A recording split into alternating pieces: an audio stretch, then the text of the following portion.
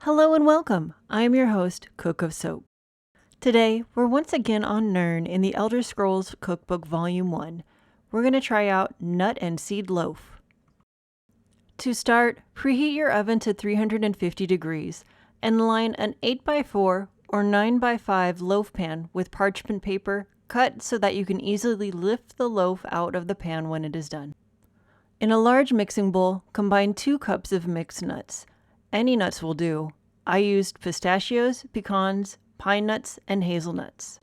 To that, add 3 cups of mixed seeds. I used a seed mix of flax, chia, hemp, sunflower, millet, and pumpkin seeds. Follow that by 2 cups of rolled oats. Mine are gluten-free. Throw in half a cup of raisins or currants, 4 eggs, I used egg whites, 1½ teaspoons of salt, and 1 tablespoon of apple cider vinegar.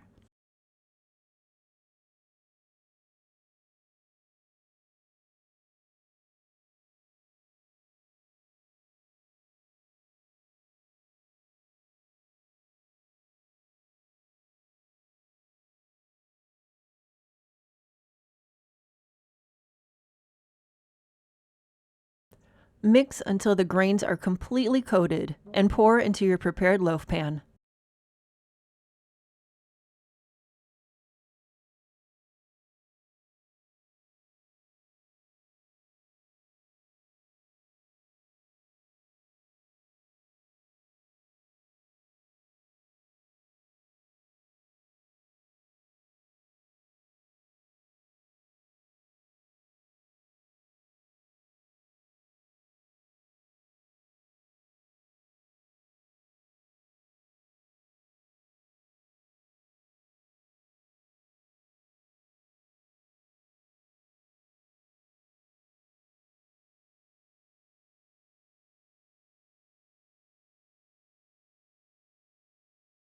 Once the mixture is in the loaf pan, press down really hard with your spatula or spoon to make sure it's tightly packed.